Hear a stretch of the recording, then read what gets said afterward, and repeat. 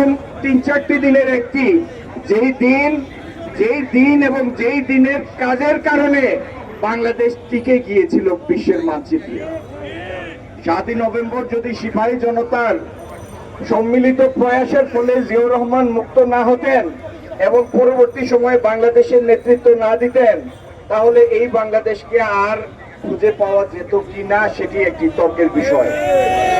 সেই 7 নভেম্বরের চেতনা ধারণ করে আজকে আমরা আরেকটি কঠিন সময়ের সামনে এসেছি, যখন বাংলাদেশকে রক্ষার প্রয়োজনে আমাদের নেতা, প্রাণপ্রিয় নেতা, বিএনপির ভারপ্রাপ্ত চেয়ারম্যান জনাব তারেক রহমানের নেতৃত্বে এই দেশের পুনর্গঠনের জন্য, এই দেশকে বিশ্বের মানচিত্রে ঋত সম্মান ফিরিয়ে আনার জন্য, এই দেশের স্বাধীনতা এবং সার্বভৌমত্ব রক্ষার জন্য, এই দেশের অর্থনীতিকে পুনর্গঠনের জন্য, এই দেশের প্রাতিষ্ঠানিক ভিত্তিকে আবার পুনঃপ্রতিষ্ঠা করার জন্য, এই দেশের মানুষের মধ্যে আবার এই দেশের মালিকানা পুনরায় প্রতিষ্ঠিত করার জন্য আমাদের সামনে একটি কঠিন সংগ্রাম।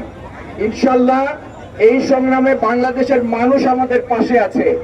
আমরা জনাব তারেক রহমানের নেতৃত্বে আমাদের কাঙ্ক্ষিত বিজয় অর্জন করব। এই বিজয়ের নাম হচ্ছে বাংলাদেশকে একটি সফল নেতৃত্ব উপহার দেয়া।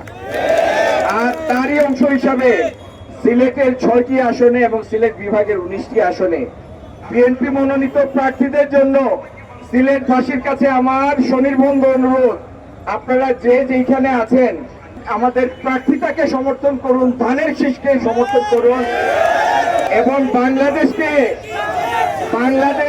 পুনরায় বেঁচে থাকার সংগ্রামে নেতৃত্ব দিতে জনাব তারেক রহমানকে সুযোগ দিন, বেগম খালেদা জিয়াকে সুযোগ দিন।